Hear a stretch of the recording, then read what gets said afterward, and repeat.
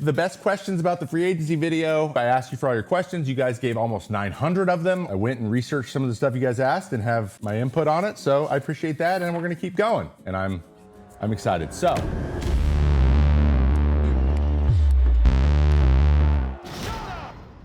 Can you explain why the MLBPA has historically so against salary caps when other leagues' unions have accepted them? What's the MLB players' union strategy and is it working?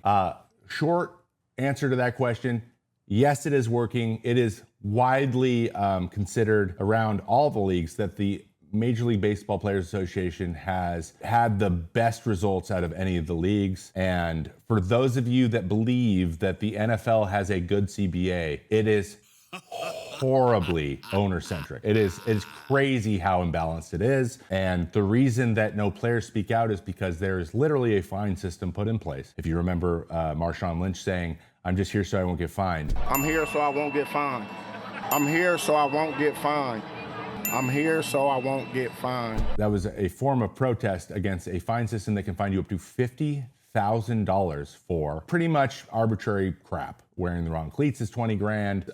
Disparaging the league is a fine. So it's pretty much a built-in NDA that makes it so you can't criticize what the NFL is doing. The reason that the PA, though, MLB, is against the salary cap is for a few reasons. I have been told anecdotally that the biggest need for a salary cap is how easy it is to stack one team with all the best players. In the NBA and to an extent in the NFL, you can do that a lot more easily than you can in baseball because baseball neutralizes stars and is based on failure. So even the best players can be in a slump and then now they're not worth their money, and that happens constantly, right? Like basketball, it's much more rare for a star to just forget how to shoot. Does that make sense? Like they're playing against themselves in the shot. Yeah, they're being defended, but like in baseball, you have to have luck go your way. There's a lot more RNG. So anyway, that's part of it. But another reason is that the other leagues signed their salary caps and then the Major League Baseball PA saw all of the problems with those systems. So there has been so many grievances and so many court cases around what is considered revenue in both those other leagues. The players' associations have had a nightmare trying to arbitrate for setting these really clear, definitive rules. And what happens in business, and especially in sports, is they are always adding new revenue sources and then trying to not have them be part of the revenue share. Like it's happening all the time. And the NFL is always having problems with that, constantly, because those guys are constantly trying to weasel in new ways to make money off the players and not pay them. It's like, and the cap system as it is set up makes that easier for them. Let me be very clear about that. Also, the revenue sharing model where they get 50% of the revenues. Again, revenue can be manipulated in some crazy ways. For example, naming rights on a stadium in the NFL can be amortized over 15 years. Which then drops that salary cap number down because they do their salary cap based on projection of the future revenue for the league. So they project it, and then there's like some loose language around that's not super strict and hard to determine how that thing adjusts if they make more money than they project. And then they withhold certain, so they'll be like, oh, we're naming the stadium, but instead of it being like, even if it's named for 10 years, they can say, well, we're paying it for 15 years to make that number less. And then that factors in the projection, which lowers the salary cap because the teams want the lowest salary cap possible so you can project how much money you have to spend that year and make your franchise value go to the moon. Let me just put it very clearly for you guys. Profit and revenue is not attached to a success in the NFL at all. They're completely divorced. It is perfectly encapsulated by the Dallas Cowboys in the fact that their team is worth $9 billion and Jerry Jones is the owner and has been the GM for 28 years. And in those 28 years, he is 2 games over 500. They are a 500 team since he's been the GM for 3 decades. Last year, it is projected, because this isn't public, they made $1.2 billion and paid $210 million in salary. That is not 50%. That is 1/6, but it's 50% around the league, not per team. So other teams have to pick up that bill for the Cowboys, which is crazy. And then on top of all that, Dak Prescott is making 1/4 of his team's entire salary. So like that is not a system working well, guys. That is not clear. That is not a way to build a team. So Dak has to take less money so more other guys can be on his team. That's crazy. Like that makes it very hard. And it's the employee's job to make it so their team can be good, That's crazy if you think about it. So basically, Major League Baseball saw that and said, we don't want that. That complicates things so much that we're not gonna play this game. And also, you can't definitively outspend competition in baseball effectively. You can do it, but you have to spend an astronomical amount of money, and it still might not work out. And it's much more guaranteed, say, if you are the Heat and you get Chris Bosh and LeBron James and Dwayne Wade, right? If there were no cap, think about what would happen in the NBA. The 5 best players be on a team, and one guy can take over a game. That team would be the best team. That doesn't translate the same way in baseball. The salary cap doesn't feel as necessary. It's more of a predictive mechanism for the owners. So next up, we go, can you break down how revenue sharing works in MLB and how the Pirates can claim poverty while receiving $100 million annually in shared revenue? Yes, I can. Thank you for asking this. Let me explain how revenue, at least the buckets of revenue, exist in baseball and why it's a problem. We have national revenue. That is Sunday Night Baseball, or whatever it is now on ESPN, the Apple games. That is that's the playoffs with Fox, and that is all of these deals signed for the special events. WBC stuff, I believe, is in this. All of the baseball teams, all 30 of them, split that 30 different ways directly because nobody is in control of that, right? The reason they don't do a national deal like, say, the NFL is because NFL they play games on 3 different days, and 2 of the days have 1 game. So like Sunday is just a huge day where everyone is watching not only their team, but the other teams. The national audience for the teams that aren't it's not as regional of a sport, and it only happens once or twice a week. It's an event. There's less games to shop, so they can all be national games. If you're only shopping 16, 17, 18 days a year, that aggregates a lot of viewership. In baseball, it's every goddamn day. So like there's oversaturation of baseball games. You can get baseball too easily, so it's not as enticing for national providers to spend tons of money. So there's not a huge amount there. So that's why that doesn't happen. That makes sense. That's logical. Of course, that's actually right. So there's that national money. Then there's local revenue. That is naming rights to the stadium, ticket sales, local advertising, the regional TV networks. That goes into local revenue. 48% of every team goes into a bucket, and then that bucket is spread 1/30th. So when the Pirates go and they put their 48% in, and the Dodgers go and they put their 48% in, which is way more, what happens is they go look at the what that pool is, what everyone's going to get, and they see how much everyone would put in or take out, and some teams receive more money because of that system, the Pirates, and some teams lose money, the Dodgers. Kind of like how the United States of America works with states, right? Aggregate the money, they spread it out, so it's not like the big places only get the federal money. It's the same way. It's the same thing for programs. They do that the same way. So if you think about it, the Pirates, who are never on a Sunday Night Baseball game, ever, they never participate in the national games, so they don't have anything to do with it, and they still get 1/30th of that. Then they put in less money and then receive more back. If you're getting an extra $100 million a year for nothing, why would you try? Why would you try? Why? If you kept all of your local revenue, you'd make $70 million. But if you give half of it away and then receive some back and get the national revenue, now you're making $120 million. No talent. What's the point of winning? It's not going to change either way. We're not going to make significantly more local revenue if we win. It's not worth it to win. That is probably the problem.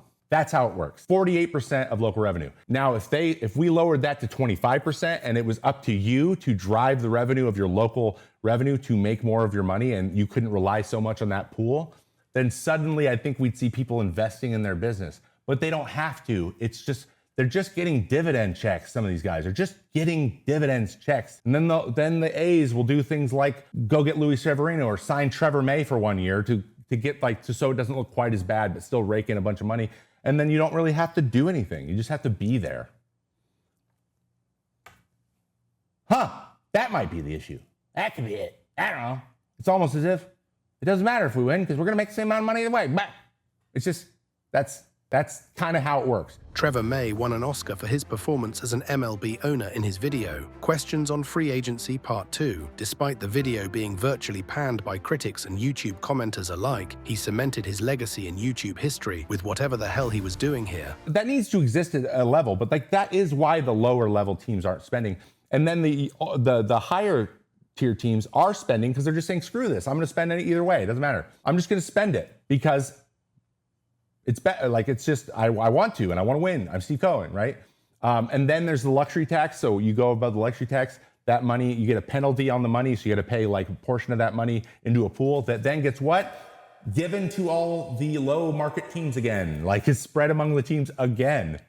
So there's even more because of the luxury tax. So they're just like, oh, I want that, I want that, I want that. Okay.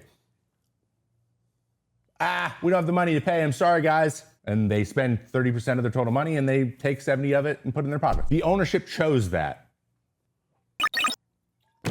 So I just talked about this. What role did regional TV deals play in revenue inequality? And could the national TV contract save it? So we know why we can't do a national TV contract, right? Why it doesn't work very well, and why the people who would do it aren't keen to do it, namely the big networks. We know that regional TV plays into the local revenue, but there is one thing that is worth talking about, and Jeff Passan actually talked about this recently, and this tells a little bit more of the story of why owners are going in this direction. So there's been a lot of question marks around regional TV, right?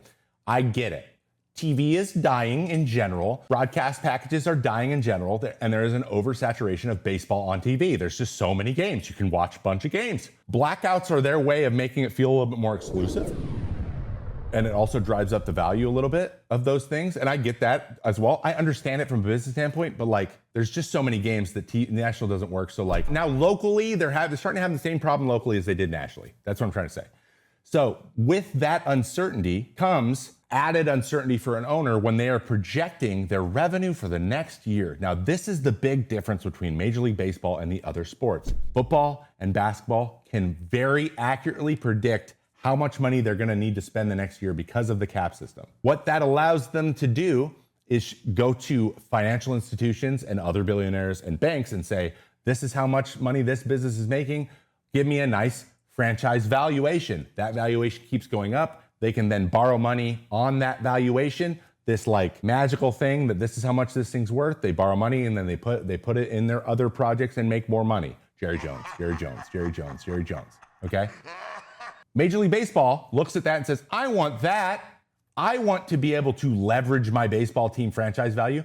But because they can't predict now their revenue from regional TV because it's uncertain, and player salaries, how much they're going to have to spend, now they can't predict revenues or expenses, when before they could only not predict expenses. So this whole thing is going to be a move to make it easier for them to raise their franchise values. That is actually what they want long term. That is what they want because that is how business is run now. It's based on the fundamentals, it is, but like, I don't know if you noticed, look around, there's a lot of things that are determined this way now.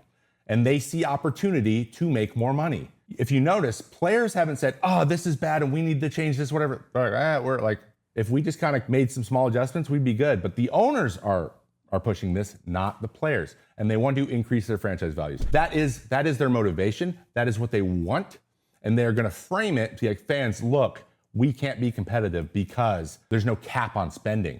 But the cap on spending creates that certainty. It doesn't actually make the teams more competitive. Or it may be a little bit, but not enough to, that trade-off is not worth it. And that's it. That's where that's come from. So that's why regional TV deals are a big deal, because they're uncertain. And I get it, that's scary. But you guys are the geniuses. You're the ones with billions of dollars. You're the businessmen. And the world is changing. So I would challenge you to prove that you're the genius that you all think you are and make some savvy business moves and fix the problem and figure out a way to do it. It is not your employee's job to fix that problem for you as much as you think it is. And that's the crux of the matter at this point, in my opinion. In my opinion. All right. I like this. What's your realistic prediction for the 2027 CBA negotiations? What would the players demand? What would the owners demand? How long will we lose baseball?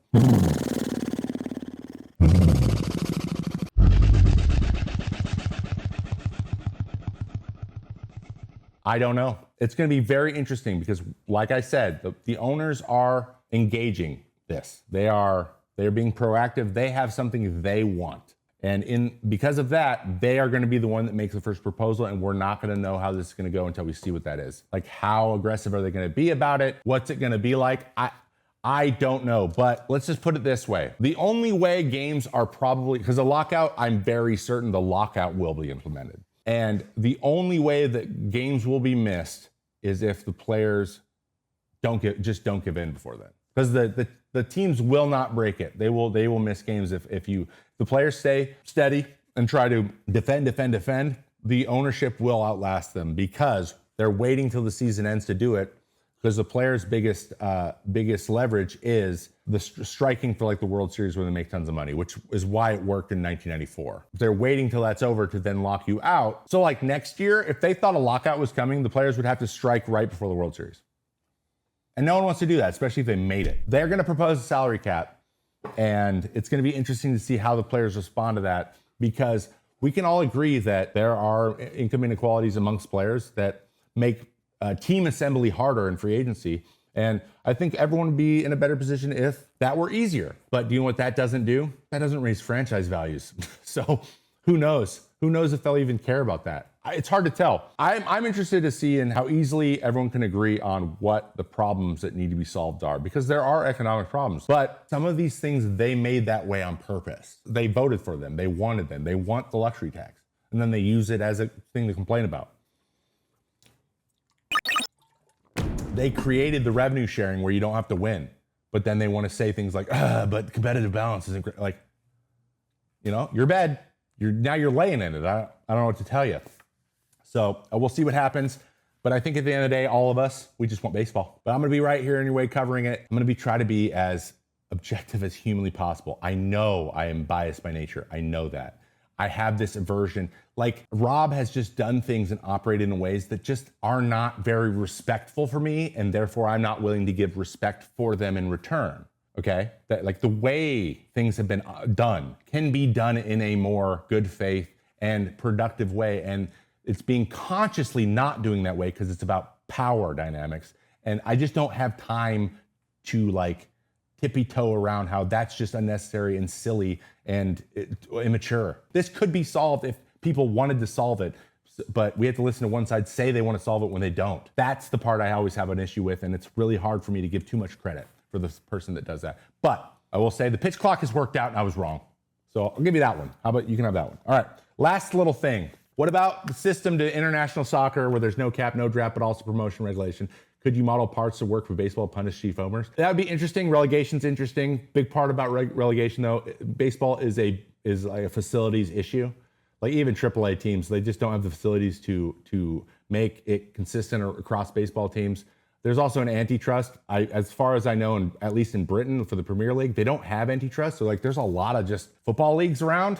And the best way they sought to do it is have this regulation system where they let people from other leagues come in and come out so they could capture that value without having to like ban them. As far as I can find, it's kind of murky to kind of figure that out. And I don't know a lot about it. So this needs more research, but it is just a different structure. It would be cool.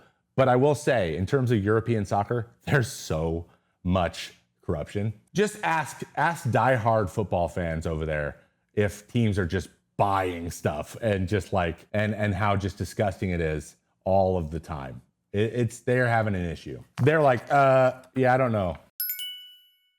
You can call it corruption or just like having an uncapped system makes it, there's wild inequality all over the place. It's not like that's perfect either, but there are some things that could go and that would be interesting. But I think the biggest one is facilities and travels farther here also. There's like it's resources and stuff. Britain, you can drive the whole thing. You can just hop on a bus and go, right? In here, like I know it's far to go all the way north and all the way south. It's not necessarily close, but in the United States, you can't just drive from New York City to San Diego. Thank you guys for your questions. Obviously, let me know on the video if you see this again, subscribe, do all that kind of stuff. This was a lot of fun to do. I have so much good stuff to talk about, and this will be ongoing. I'm dumping it here at the beginning because it's a hot button issue, especially with the Dodgers winning the World Series again.